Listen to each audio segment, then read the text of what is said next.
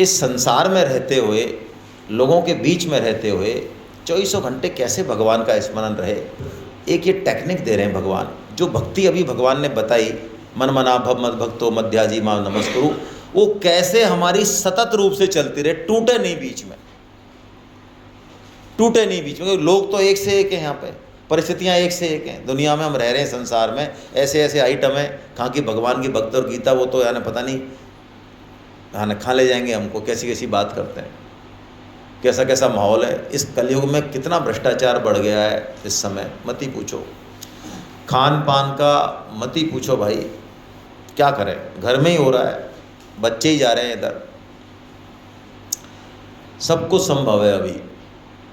हमारा बचपन बहुत बढ़िया निकला इस मामले में तो, कि उस समय कम से कम धर्म मर्यादा काफ़ी हद तक थी, तोड़ने वाले अलग दिखते थे, आज पालन करने वाले अलग दिखते हैं। ये अल्पमत में आगे बेचारे हैं। पहले चोटी वाले कम दिखते थे कि बिना चोटी वाले कम दिखते थे भाई? तो ये चोटी मुसलमानों ने तो नहीं कटवाई ना हमारी, कि तलवार की जोर पर कटवाई है। कई लोग कहते हैं साहब मुसलमानों ने, ये तो नहीं कटवाई ना। हिंदुओं ने अपना नुकसान खुद ने सबसे ज़्यादा किया, मुसलमानों का परसेंटेज है उसमें कम है। क्यों? धर्म की कोई रक्षा करेगा तो धर्म उसकी रक्षा करता है, ये सूत्र है ये। और धर्म की कोई रक्षा नहीं करेगा तो धर्म रक्षा नहीं करेगा, पतन होगा। किसी दूसरे की ज़रूरत नहीं है, घर में से पैदा हो जाएगा राक्षस। वो बाहर वाले तो कुछ नहीं है, मक्खी मच्छर है। तो धर्म के, सनातन धर्म के चिन्हों को, वैष्णव सिद्धांतों को, सबको हमने छोड़ा है खुद ने, अपनी मूर्खता से, भौतिकता से।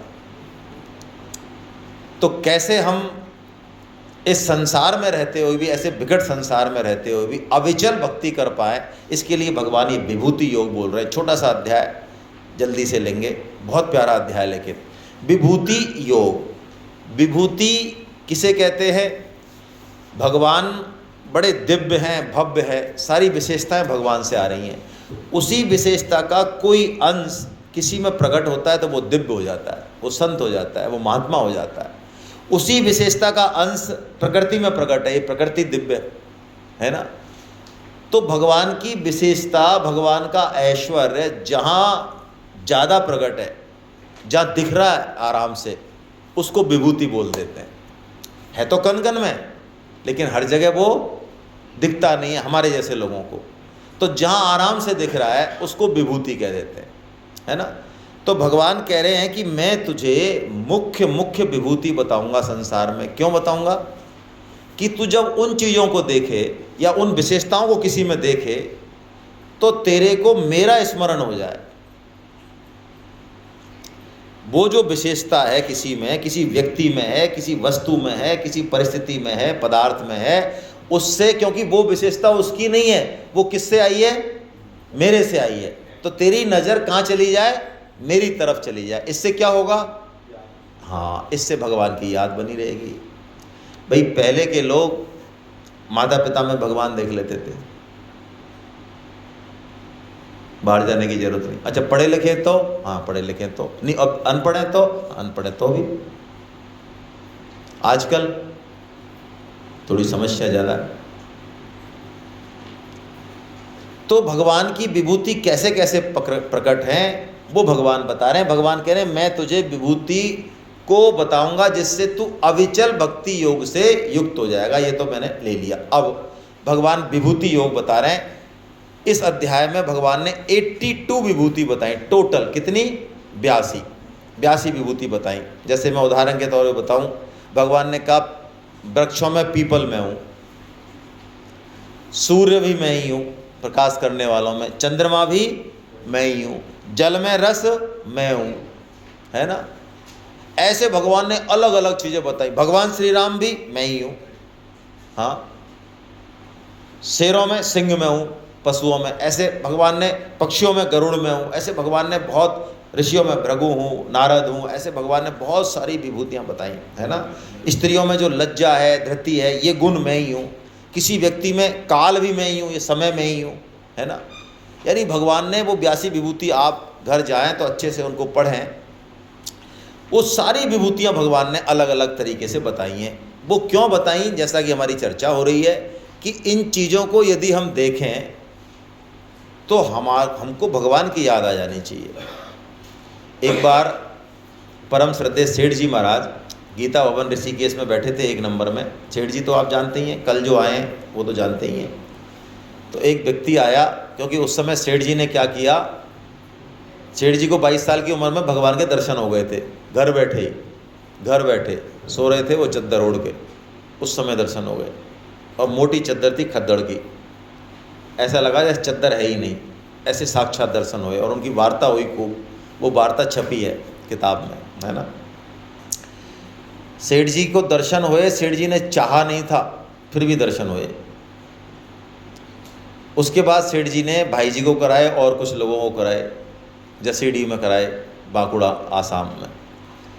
तो ये बात फैल गई, नहीं चाहते हुए भी फैल गई चारों तरफ के, सेठ जी तो दर्शन करा सकते हैं भगवान के चाहें तो एक व्यक्ति उनसे गीता भवन में आ गया ऋषिकेश में, और उनसे जिद करने लग गया कि महाराज हमको भगवान के दर्शन कराओ आप।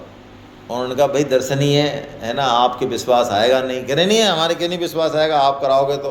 क्या आप मानोगे नहीं, मैं करा तो दूंगा। कह रहे नहीं हम मानेंगे, कैसे नहीं मानेंगे, आप कराओगे तो सेठ जी ने हाथ पकड़ा उसका, हाथ पकड़ के, आप सेठ जी के रूम आपने देखा हो गीता भवन नंबर 1 में, वहाँ से निकले, मेन गेट पे आए, और नीचे गंगा है, तो नीचे सीढ़ियों पर आके सूरज भगवान गंगा के उधर थे बिल्कुल। तो उनका देखो, और साक्षात भगवान सूर्यदेव। अरे ये तो सूरज है, तो हम तो रोज ही देखते।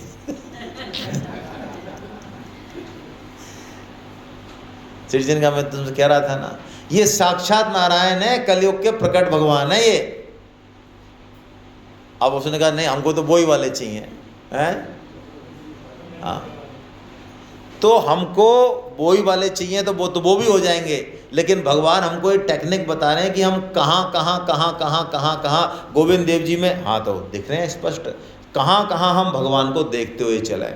तो भगवान ने सूत्र रूप में, हम 2 श्लोक ले रहे हैं जिससे कि सूत्र समझ में आ जाए। वैसे तो 82 जगह बताया, यहाँ एक मूल सूत्र बताया भगवान ने, इससे हम पकड़ें कि कहाँ भगवान है। क्या बताया, अहेमात्मा गुणाकेश सर्वभूताशय स्थिता अहेमादेश्च मध्यञ्च भूतानामन्त अहम आत्मा गुणाकेश है सर्वभूता, यानी जितने भी प्राणी हैं उन सबके भीतर मैं बैठा हूँ। ओहो, तो हमको कॉकरोच भी दिखे तो ठीक है, सांप भी दिखे तो उससे यथा योग्य व्यवहार तो कर लें, लेकिन है तो भगवान उसके अंदर भी। सांप आए, सिंह आए सामने तो क्या करना है, काम तो वही करना है जो करना है, हाँ मारना या बचना है, जैसा भी है ना। लेकिन है भगवान उसके अंदर, क्योंकि भगवान कह रहे मैं समस्त प्राणियों के बीच में हूँ। और इससे भी ऊंची बात कह दी भगवान ने आगे कहा अहम आदिश्च मध्यम च भूतानाम अंतेच। भगवान कह रहे हैं सृष्टि से पहले मैं ही था, सृष्टि बनी बीच में, इसके बाद भी सृष्टि नहीं रहेगी तब भी, तो बीच में वो कह रहे हैं भगवान की मैं ही हूँ। मैं दिख नहीं रहा हूँ तुमको, अलग अलग रूपों में हूँ मैं, अलग अलग एक से एक अलग अलग जो है चेहरे हैं, मोहरे हैं, व्यवहार हैं, स्वभाव हैं, लेकिन भगवान कह रहे हैं हूँ मैं ही। मैं एक ही सोना, मैं ही कंगन बनाऊँ, मैं ही जो है हार बनाऊँ, मैं ही चूड़ी बनाऊँ, मैं ही सब कुछ बनाऊँ, मूल में सोना एक ही है, चाहे तुमको दिखे चाहे ना दिखे, हूँ मैं ही, ऐसा मान लो। यही भगवान ने कहा चराचर में सब जगह मैं ही हूँ। ये भगवान ने यही बात यहाँ कही, यच्चापि सर्वभूतानाम, सब में मैं ही हूँ। अब हम असली चीज़ देखें, क्या हो गया, वो श्लोक कहाँ गए, अरे वो श्लोक इसमें नहीं है, ये कैसे हटा दिए, चलो कोई बात नहीं। श्लोक नंबर 10.41 और 42 ले रहा हूँ मैं, है ना, ये हट गए होंगे गलती से, आप देख लें इसमें, आप उसमें देख लें, किताब खोल लें, आप किताब से बोल लेना साथ साथ, हैं। 10.41 बोलते हैं, ये इसका सार है, पूरे अध्याय का सार है। तो इसको हम थोड़ा समझते हैं, जिससे कि विभूति योग से हम कैसे फ़ायदा लें वो हमें समझ में आए, है ना। निकाल लिया 10वें अध्याय का 41वां श्लोक। कुछ तो सादा किताब ही छोड़ा है मेरे ख्याल से, घर पे है ना। 190 पेज पर। हाँ, क्या जरूरत है किताब की। हाँ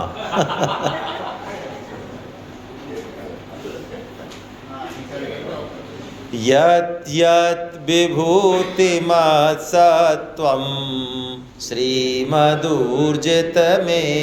वा तत्तदेवावगच्छत्वं मम तेजोंस संभवम। भगवान कह रहे हैं यत् यत् विभूतिमत्सत्त्वम, ओहो तुझे जहाँ जहाँ भी जो भी कुछ विशेषता दिखे, ऐश्वर्य दिखे, किसी प्राणी में दिखे, व्यक्ति में दिखे, भगवान कह रहे हैं वो मेरा ही अंश है, वो मेरे से ही आया है। क्या बढ़िया बात बताई। आपको लगे यार ये व्यक्ति कितना सरल है यार, कितना सीधा है, कैसा अच्छा है? तो आपको कहाँ ध्यान चला जाना चाहिए, वो सरलता कहाँ से आई है तो, है ना। मैं एक व्यक्तिगत घटना बता देता हूँ, वैसे है ना, व्यक्तिगत तो क्या बताएं, लेकिन चलो बता देता हूँ। मैंने शायद सुनाई भी होगी, बचपन की घटना है, बहुत पहले की, 80 के आसपास की। गांव में बैठे थे और हमारे बाबा साहब बैठे थे, उन्होंने बिजनेस सब छोड़ दिया, भक्ति करते थे बस, जैसे ही पापा जी ने संभाला। तो एक बहुत ही सुंदर स्त्री जा रही थी रोड से, तो एक हमारा और बैठा था रिश्तेदार, हमारे बराबर, हम बच्चे थे और बाबा साहब बैठे थे।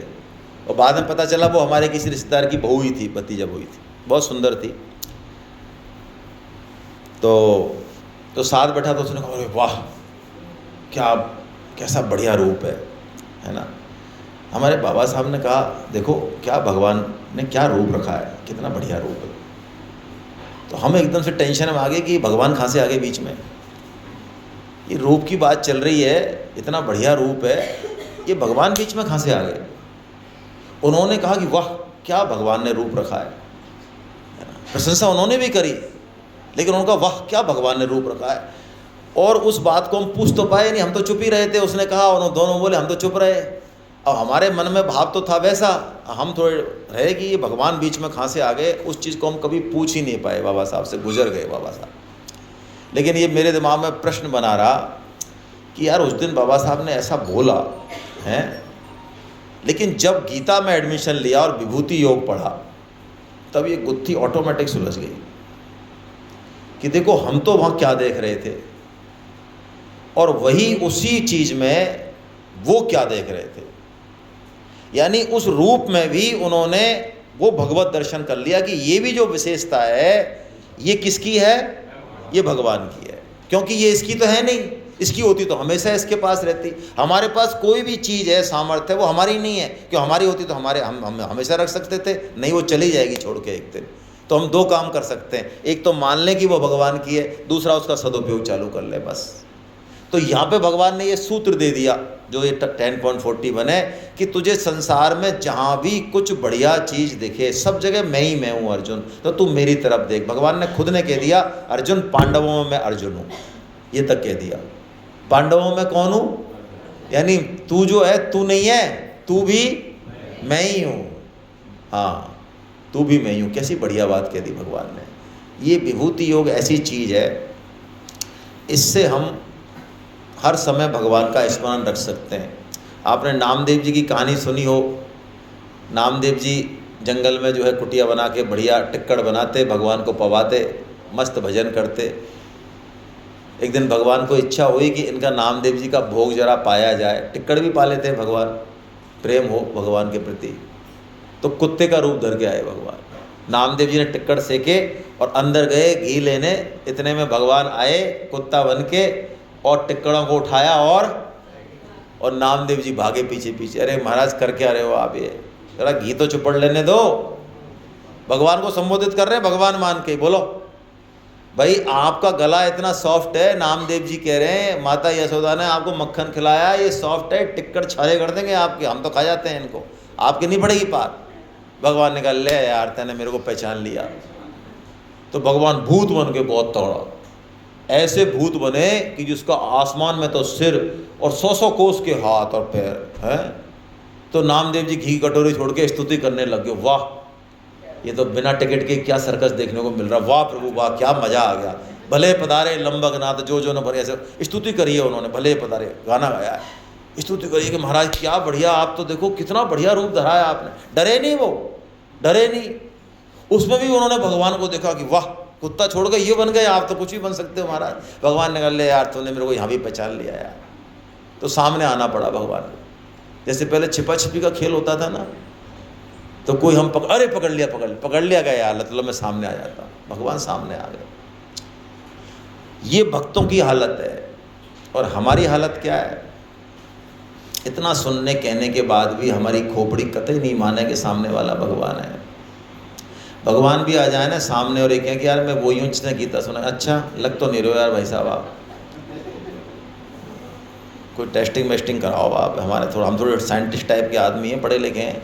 अच्छा हम गोविंद देव जी में जाएं, हम कहीं भी जाएं, वहाँ पे भी हम ऐसे गर्दन करते हैं, काहे किया भाई साहब, अष्ट धातु की है? नहीं अष्ट धातु नहीं है, ये तो सोना सोना सोना है, सोना थोड़ी होगा यार, पानी होगा, पानी है।